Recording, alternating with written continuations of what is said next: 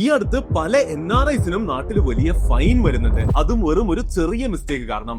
എല്ലാ NRIസും ഇത് അറിഞ്ഞിരിക്കണം. എന്റെ ഒരു ഫ്രണ്ട് കുറച്ചു മുമ്പ് ജോലി കിട്ടി ദുബായിലേക്ക് പോയി. പോകുമ്പോൾ നാട്ടിലെ ബാങ്ക് അക്കൗണ്ടിൽ ഉണ്ടായിരുന്നത് 50,000 രൂപയായിരുന്നു. ഇപ്പോ ഇത് അവന് 1.5 ലക്ഷം രൂപയുടെ ഒരു ഫൈൻ വന്നിരിക്കുന്നു.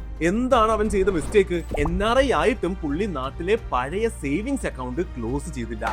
As simple as that. FEMA guidelines പ്രകാരം ഒരാൾ വിദേശത്തേക്ക് പോയി NRI സ്റ്റേറ്റസ് കിട്ടിക്കഴിഞ്ഞാൽ നാട്ടിലെ സേവിങ്സ് അക്കൗണ്ടിൽ ക്യാഷ് വെക്കുന്നത് ഇല്ലീഗലാണ്. അങ്ങനെ ചെയ്താൽ സേവിങ്സ് അക്കൗണ്ടിലുള്ള എമൗണ്ടിന്റെ 3 ഇരട്ടി ഫൈനും അതിന്റെ കൂടെ നോട്ടീസ് കിട്ടിയ ദിവസം മുതൽ ദിവസേന 5000 രൂപ ഫൈനും ഈടാക്കും. അപ്പോൾ ചെയ്യേണ്ടത് എന്താണെന്ന് വെച്ചാൽ, ഒരു വ്യക്തി NRI ആകുമ്പോൾ അവർ അവരുടെ ബാങ്കിൽ സംസാരിച്ച് അതുവരെ ഉണ്ടായിരുന്ന സേവിങ്സ് അക്കൗണ്ട് ക്ലോസ് ചെയ്യണം. അല്ലെങ്കിൽ അത് കൺവേർട്ട് ചെയ്തൊരു NRO അക്കൗണ്ട് ആക്കണം. അതിന്റെ കൂടെ വേണമെങ്കിൽ ഒരു പുതിയ NRE അക്കൗണ്ട് തുടങ്ങുകയും ചെയ്യാം. നിങ്ങൾക്ക് വിദേശത്ത് കിട്ടുന്ന വരുമാനം ഇന്ത്യയിലേക്ക് അയക്കാനും ഇന്ത്യയിൽ ഇൻവെസ്റ്റ് ചെയ്യാനും എപ്പോൾ വേണമെങ്കിലും ടാക്സ് പ്രശ്നങ്ങൾ ഇല്ലാതെ തിരിച്ചു കൊണ്ടുപോകാനും ഒക്കെയാണ് NRE അക്കൗണ്ട് ഉപയോഗിക്കുന്നത്.